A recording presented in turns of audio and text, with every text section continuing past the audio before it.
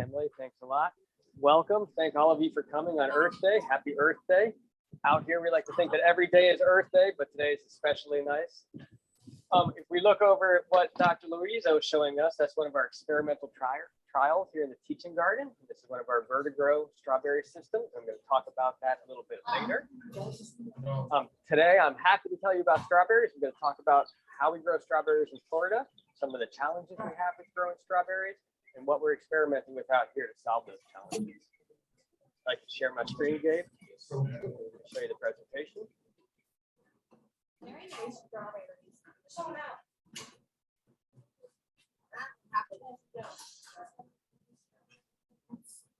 Thank you. Welcome again to Streaming Science. This is the future of our food. Today's presentation is on strawberry production in Florida, current challenges, testing new ideas, and what might come next. So a little bit about the outline of what I'm going to do today is first I want to introduce you to the student garden and talk to you about what a good resource that is for undergraduate students here at UF. Then we're going to talk about how we grow strawberries in Florida, where we plant them, where we get the plants, how they're harvested. Then we're going to we'll pause a little bit to have some questions, and then I'll highlight some of the experimental demo plots that we have here and how we're trying to solve those problems. After that, we're going to look into the future and see what might come next in strawberries. So here's some pictures of the teaching garden. We have demonstration plots, pilot studies, and hands-on learning for students. It's a really great place for students to learn all about farming and lecture in the lecture hall across the street, and come out and experience this firsthand, get their hands dirty, and practice growing things in soil. I'll show you some of these pictures here. This is one of the professors. This is Dr. Xin Zhao holding a really giant strawberry. To the right of her, we have some students farming in the field. We have some beautiful sunflowers right in front of the Gator baseball stadium. I'm going to have an overview. Sorry about jumping around slides on you. An overview of all the different plots and structures and raised beds we have in the garden.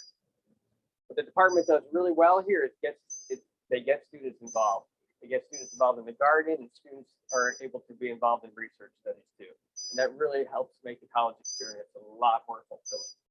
So if you're thinking about college, definitely consider the University of Florida and Horticultural Science. Now let's move on to strawberries and how they're grown. So Florida is the winter strawberry capital of the world. And that's because we have a nice warm season to grow strawberries when no one else in the country can. And that season lasts from about October until March, when the rest of the country is too cold. And they've been doing this in Florida for a long time. They've been growing strawberries in Florida for just about 100 years.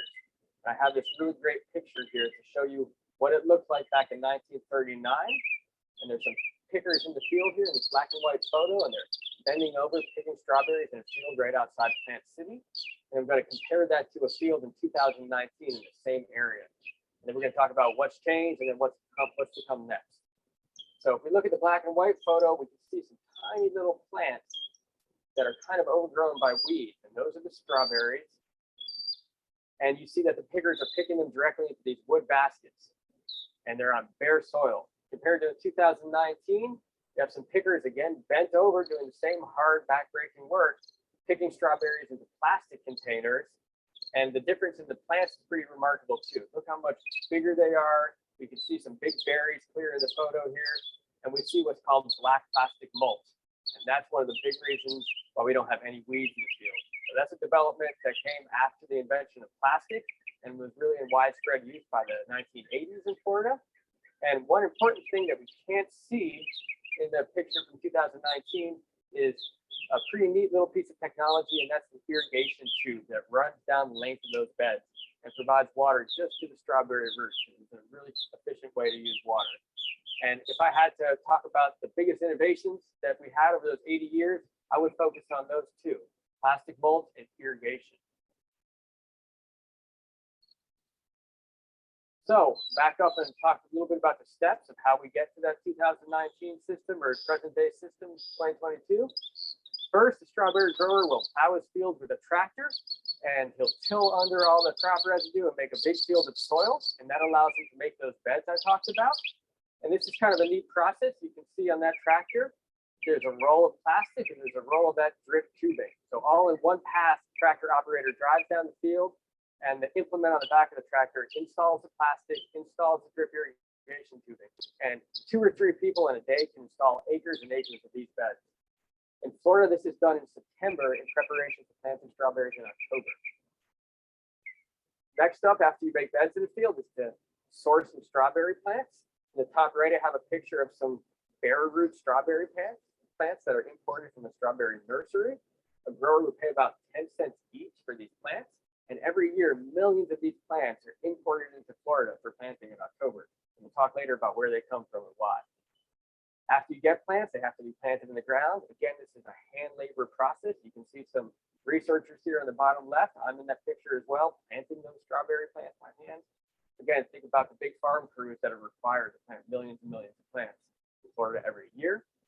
And then after you plant those plants, because they're bare root and it's still hot in Florida in October, you need to make sure they get plenty of water to establish them. So the current way to do that is to use sprayers that spray water on top of the plants all day long for about 7 days after they're planted. And that allows them to grow roots into the ground and then use that drip irrigation I talked about. But during that overhead irrigation process, is what it's called, we use a lot of water. And that can be a problem. We'll talk about it later. This whole system, by the way, is called plasticulture, and that's because of the heavy reliance on plastic bolts and that plastic drip tube. So where do those plants come from and why? Well, it's too hot in Florida over the summer to grow strawberry plants in preparation for that October planting. So all those plants are shipped in from farther north or up in the mountains. One area where they grow a lot of those plants is in Canada. And I have a Google Maps view here of showing 1,500 miles that the plants need to be shipped in from Canada to get to Florida. And the reason I highlighted that is I want you all to think about the energy input required to do that. They come down in semi-trucks, and semi-trucks are burning fuel, fossil fuel. So there's an environmental impact, there's energy use just to get the plants down to Florida before we even plant them. Another reason that they're growing at those northern latitudes is the way that we reproduce strawberry plants. Like a lot of crops are planted by seed, but strawberries are different. There's 2 reasons for that. Seeds take a long time to go from a seed to a strawberry plant. So it would be a lot of labor and it would cost a lot of money if every single one of those millions of plants had to start off with a small seed. But nurseries take advantage of a unique feature of strawberry plants where they reproduce themselves. And that's through what's called a runner. I'll move the cursor here to show you this is called a mother plant. And under the right conditions, it makes a clone of itself. And it can do this many times over. So up there in Canada, a strawberry nursery will plant thousands of plants and then turn those into tens of thousands of plants. And then they're able to divide those all up and sell them. There's 2 ways they do that. One is the bare root transplant that I mentioned, and that's the most cost effective because you can pack them in boxes and ship them easily. But a newer technology is what's called a plug transplant. And that's when each strawberry plant has its own little pot and it gets shipped down with its own soil. And those have some advantages. Big advantage to that is they don't need that establishment period of all that overhead irrigation. So that's a big water savings. I'll just go back 1 slide. With plug transplants, you don't need to use those sprayers I have the picture of in the bottom right. But the problem is because you can't pack them as tightly and ship them, they're going to cost a little bit more. So while bare root plants might be 10 cents each, plug transplants might be up to 30 cents each. Now I'm going to ask a question, what does astronomy have to do with strawberries? That's kind of surprising, right? Well, this all has to do with day length and what causes those plants to make those clones of themselves. So what causes those plants to reproduce that way is long days and a number of hours of light per day. Strawberries are really sensitive to this. So in the summer months in the north, they have really, really long days. In Canada, you can see on this map on the top, about 16 to 17 hours of light per day. And that initiates that runner formation and causes those plants to reproduce. On that same subject, we're going to talk a little bit about why we grow strawberry plants in Florida in the winter.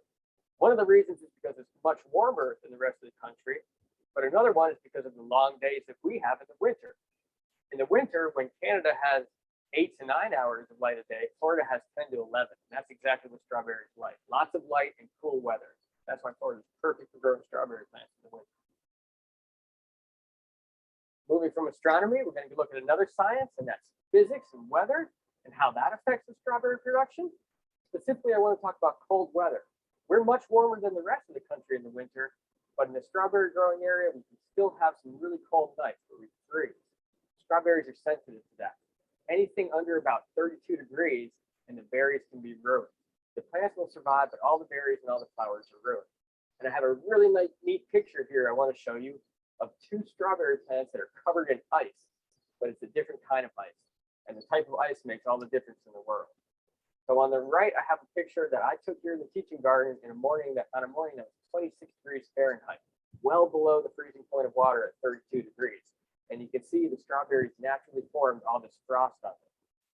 On the left, I have a picture that was taken in a similar cold morning where the temperature was well below 32 degrees, but the growers sprayed water on the plants all night long and purposely formed ice to cover all the berries and the leaves. And the reason for that is water freezes at 32 degrees. And as long as you maintain some liquid water on the surface of that plant, the ice never gets below 32 degrees. 32 degrees is that threshold where the berries won't be hurt. So if we look at the berries and the flowers on the picture on the right, unfortunately, the next day, those all turned to mush. They were 26 degrees, they were solid as a rock, and when they thawed, they were inedible and had to be thrown away. Whereas the berries on the left were perfectly fine after they thawed, and that's because they never got underneath 32 degrees. So that's a really neat trick and a really interesting property of water that growers use to protect their berries, but it uses a ton of water. The grower has to start irrigating right after, really before it gets to 32 degrees, and run water all night long. And what can happen when you use too much water from the aquifer in Florida? Sinkholes can happen. I know we have some classes here from Florida, and if you're from Florida, you've probably heard of sinkholes. They're pretty scary. They can happen really all over the place for a number of different reasons. But one of the reasons is when the aquifer is pumped down and drawn too low. There's big voids underneath the soil, and when the water is drained out of those voids, the ground can no longer support itself, and a giant hole forms. This is a sinkhole in Gainesville that looks absolutely terrifying. It happened in someone's backyard. This wasn't caused from strawberries, but this does happen in the strawberry growing area. And I have a map here to show how from 1985 to 2010, both strawberry fields and sinkholes increased. So that's a correlation of more water use to support strawberries and to do that freeze protection I talked about, and increasing number of sinkholes. And then on the map all the way to the right, we're not just looking at sinkholes, but we're looking at where people's wells dried up. So a lot of residences in this area have private wells that they use to provide water for their house. And because strawberry growers pump so much water out from the aquifer, people's wells dried up and they couldn't even use water. So you can imagine how nobody would want that to happen in your neighborhood. This is a problem for the strawberry industry, but luckily we have a couple solutions. So I talked about the two main uses of water, and that's planting in and then freeze protection. So for freeze protection, instead of using water, there's a technology called frost blankets, where big pieces of plastic are pulled over the field, and it's like a blanket that keeps the ground a little bit warmer than the air around it. And that can protect the strawberries from freezing, and it doesn't use any water. The other technology I mentioned briefly was those plug transplants. So because those can be planted and not watered in the same way as bare roots, that saves a ton of water too. But both of these technologies cost a little bit more money. I mentioned the plug transplants cost more money because of the shipping costs. And then this frost blanket technology costs money, and it uses something. It uses the main ingredients of plastic, which are oil. And I think this is really interesting because we have kind of a direct conflict here between water savings and oil use or energy use. And I want you to think about how everything's a trade-off. So even though we have these neat technologies that can save a lot of water, something else has to be input into the system. And in this case, it's energy and oil. Moving on to another problem that strawberry growers face is fruit rot and weather. Weather has a lot to do with strawberries. We have good weather here in the winter to grow strawberries, but sometimes we have too much rain, and rain can cause rot on the berries. So I've got a picture of what's called the detritus rot. Sorry about that.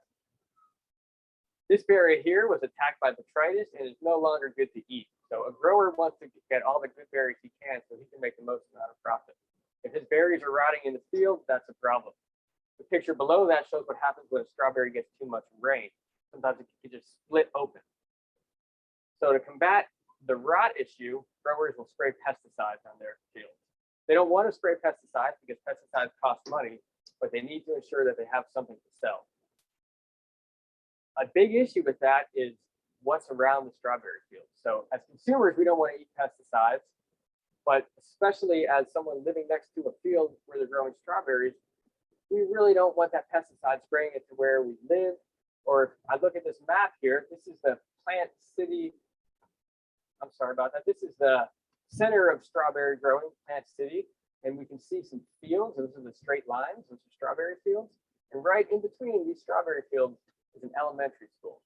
So you can imagine that we don't want pesticides drifting from the field to where we have our children in school.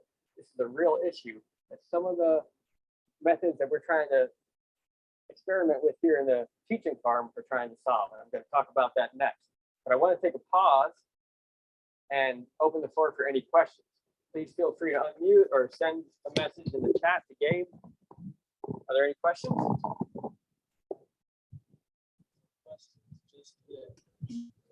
Give us 1 second. All right, my class, any questions for him?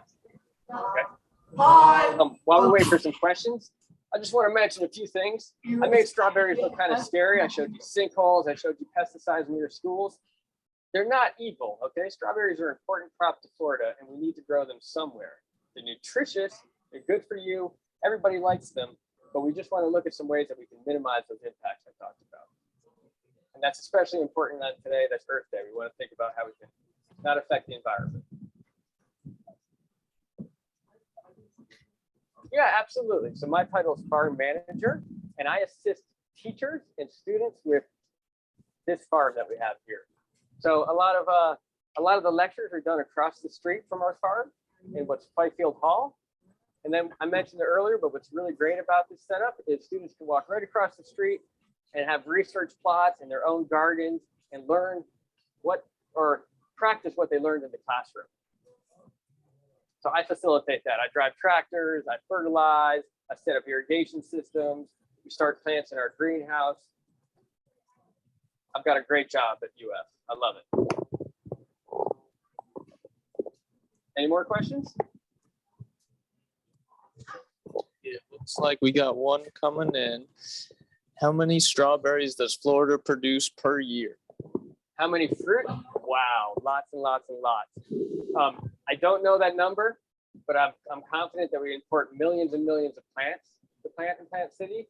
And then each plant could probably produce 50 or so berries, maybe more per year. So just kind of a rough number, but 50, 100 million berries, billions of berries, I don't know, lots and lots of berries. My class, you can ask them Okay, if about- there's not any more questions, I want to move on and then highlight some of the systems that we're experimenting with that solve some of those problems I talked about. So the first one is perennial strawberries. That whole system I just talked about is annual. It's called an annual strawberry system. And that means that every single year it's planted and then torn up. Every single year a grower needs to make those beds I talked about, till their field, pick strawberries, buy the plants and plant them. So we thought here at the university, what if a grower could plant the strawberry plants once and then harvest them for multiple years? How much more efficient would that be? So we tried that here, and I'm going to talk about some of the pros and cons of that. So the pros I mentioned, we don't have to buy plants every year. We don't have to disturb the soil every year. We don't need to buy the plastic and dispose of the plastic every year. And because the plants are in the ground all summer and kind of ready to go in October when the weather gets right for them, we can potentially harvest berries even earlier. But there's some cons too. Normally a grower would terminate his plants in March or April and he would plant another crop like melons. In a perennial system, if you're going to keep strawberries there all year, you can only grow strawberries. So there's some potential lost revenue for the second crop. All summer, the plants don't produce berries, but they have to be maintained. So that's a cost that a grower has to sink into his field without getting any profit. And that can be difficult. Another issue that we've seen is after the first year of growth, strawberries tend to get more diseases. And then finally, I mentioned it earlier, but the long days trigger the strawberries to make runners, and that's great if you're producing strawberry plants in a nursery. But if you're producing strawberry plants for fruit, you don't want that. So that's an additional level of management that you have to send your workers to the field and tear off those runners over the summer, and you're not picking any berries the whole time. So moving from the perennial system, we're going to talk about the second system that we're trying here, and that's a vertical farming system. So instead of flatland strawberries, like I have a picture of on the left, where we can fit about plants per acre, we actually stack the strawberries on top of each other, and that way we can get more plants in the same footprint. So compared to 12,000, we can have up to 50,000 plants an acre in this system. A big pro of that is more plants equal more fruit equals more money. Also, because they're stacked above the ground in the air, we have less fruit loss due to rot. And that's because the humidity is lower and the wind is able to blow on them, and we tend not to get that rot. This is not planted in soil, but planted in, it's kind of like a hydroponic system or a soilless mix system. So we don't have the potential to have diseases that come in the soil. The strawberries are up high by your chest, so they're a lot easier to pick, right? We saw the picture of those workers bending over to pick strawberries. That's no fun. It's slow, workers don't want to do it. So if you can use a structure to elevate the berries, you can pick a lot faster and more efficiently. So I'm gonna Yeah. interrupt you quickly, Zach. I got a question. How did Mr. Zach get into farm management? And I got a couple others. I'll let you Okay. answer right after. Just quickly, I didn't go to this department for my major. I didn't major in horticultural sciences. I was an environmental engineer. But in my last semester at UF, I took an elective on organic farming because it looked so interesting to me. And I absolutely loved it. And it made me decide to kind of change my career path. And an opening opened up in one of the labs here where I was picking strawberries and picking tomatoes and learning about all these research methods. I worked in a lab for 8 years, and then an opportunity came to manage the garden that I had some experience with already. And I jumped on it because I knew it'd be an excellent job and I'd get to grow all these neat plants and experiment the whole time. Awesome. And then we have another question. How much does a vertigrow cost and how can I make one? I don't have a number to quote you on that. And I just kind of wanted to look at the relative differences. You can see all the extra material in it, but that's a really good point, right? Anytime you have to spend more money, that money, if you're a grower, needs to be recouped, right? It needs to make economic sense. How could you make one? Well, I think there's a lot of neat ways to do it. This one's a manufactured product. It's a commercial product made out of styrofoam. But what I'm trying to talk about is what are the elements that make that so successful? So anywhere you can get those strawberries off the ground, you can increase that plant density, would have the same effect. So I don't know, that's why we're trying to talk about this and get some smart minds thinking about these ideas and invent new ways to do this. I got one more quick one for you. What's your favorite crop and why? That's a really good question. Wow, favorite crop. I like strawberries a lot. They are really neat, but I also like tomatoes. Tomatoes are delicious. I like it all. Everything's a little bit different. And I will just mention that I started my career in agriculture working with annual crops that you have to plant all the time. And now as farm manager for the teaching farm, I also manage a teaching orchard and a teaching grove. And I'm getting a lot more interested in trees and perennials. And one of the big parts of that is because you put in a lot of effort to these crops, and with annual systems, it's all gone by the end of the year. Sometimes that can be kind of disappointing. But with tree crops, they last for years and years and years, and that's kind of fulfilling to me. But good question. We got a great one coming in actually from the class here, and it is, which method would you suggest to grow strawberries in a student's backyard in Zone 9B in Florida? Ooh, specific. Yes. Zone 9B. So to get started, I would use pots. This is what a lot of researchers use, and that's because you have a lot of control over this system, right? It wouldn't really make economic sense to fill a field as big as some of the pictures I'm showing you with pots. But if you've got a backyard, get yourself a few pots, get some pine bark, get some time-release fertilizer. And then my big tip of advice is try to set up an irrigation system. That strawberry is going to need water every single day. And unless you're really consistent with it, it might suffer. So try to set up something that's automated and gets that plant water every day. And definitely experiment, because that's what this is all about. And it's really fun to grow plants at home. So I encourage everybody to do that. All right, so I want to move on and show the third system. The third system is called a tabletop system, and we have one that's inside of a high tunnel. So it has some of the benefits of the vertigrow system that I showed, being that it lifts the strawberries off the ground, it prevents some of that rot I talked about, It makes it easier to harvest, but we went a step further here. We put it inside a protected structure, and that protects the plants from the elements and the rain, and even more of that rot that I talked about. Another good aspect of this system is the structure provides all the cold protection. So we don't have to worry about the overhead watering or those frost blankets. And that's kind of a double use. We prevent rain and we protect from cold. What are some of the cons from this system? Well, it's going to cost even more than the vertibro. You have to have a whole structure made of steel and plastic. You have to install it. This is going to be really expensive if it were deployed on a scale the size of the fields that I'm showing. Also, high temperatures inside that can be a problem. Florida, when you first plant strawberries in October, I mentioned it's still a little bit too hot for them. Well, this structure tends to trap heat. So we're working on ways that we can mitigate that factor. Also, even though it prevents some pests from affecting the strawberries, it can actually change the type of pests we get and the type of fungus that affects the berries. So being dry is better for some pests and better for some fungus, but mostly it helps.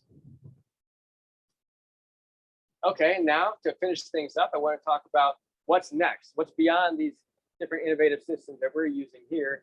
And if we compare those two photos we looked at earlier that were 80 years apart, and we think about the future, what's strawberry production going to look like in 80 years? What are we going to see? What type of innovations?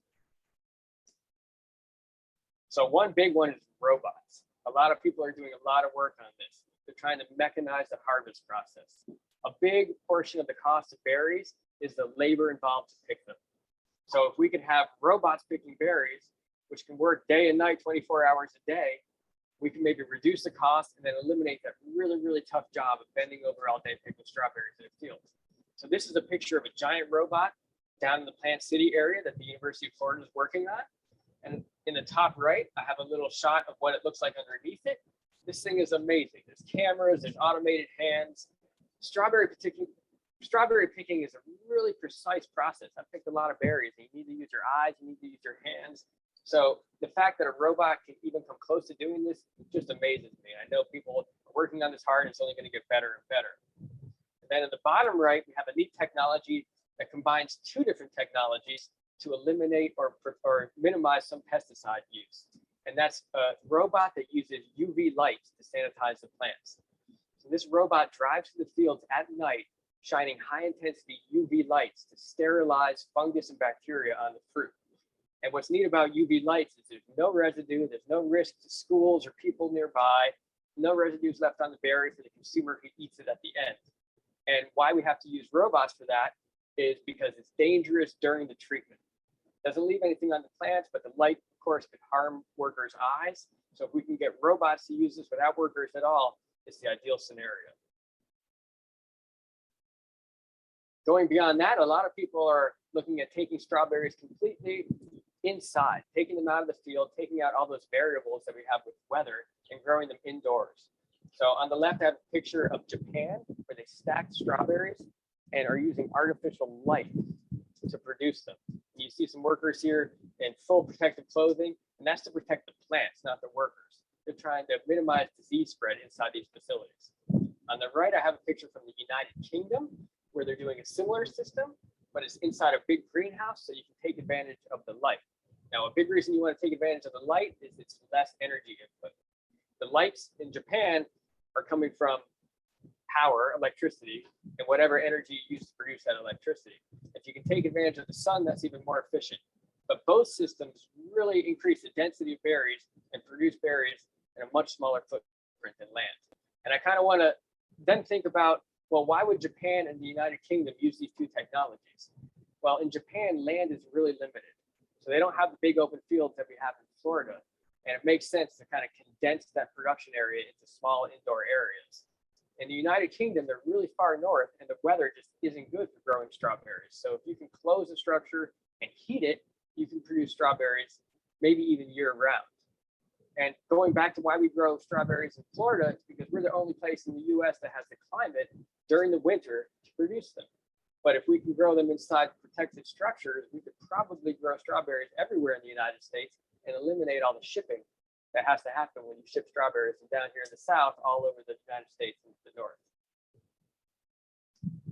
And with that, I'd like to thank you for attending and ask for some more questions if you have any. And again, thank Emily and Gabe for helping out today. Yes. I like the tabletop system a lot. That seems to be really working well. And I like the protected structure. And I should say that protected structure can be used on any of the systems. You can even use that on flat fields, or you can use that over the vertigrowth system. So these technologies can be combined. That's a good question. I have a quick question myself for Zach. When did you get involved with agriculture, horticulture, anything like that? Around what age, and how did you really get started? Oh, that's a great question too. I got involved in agriculture through food. I really loved food, and I realized that, you know, all these neat vegetables and fruit that are so delicious, the way to make them most delicious is to grow them yourself and get them extra fresh. So while I was in college, I was growing all kinds of plants and selling vegetables to a farmer's market while I was in the engineering school.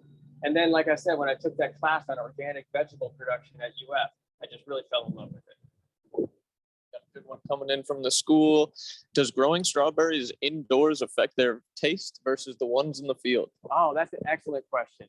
It does. It does. I don't have a lot of firsthand experience with this, but even growing strawberries inside the protected structure like that high tunnel can affect their taste. The one thing we've found is that strawberries tend to be a lot softer when they're grown inside protected systems. And I think that's because they're not exposed to a strong of light or a strong of wind or as many pests. So they end up being really soft. And which method of growing do you personally think is the best? Again, I think the high tunnel systems have a lot of promise. And one thing I didn't show in this slide, but there's also some variations on that high tunnel system that use low tunnels and even simpler structures. And that's trying to get the cost down. But any way that the berries can be kind of protected from the elements makes a really big difference. So I think that's kind of like the next near frontier for growing strawberries is protected. And then we'll get into robots and maybe inside. All right. Thank you guys so much for your questions. Do we have any more before we wrap up?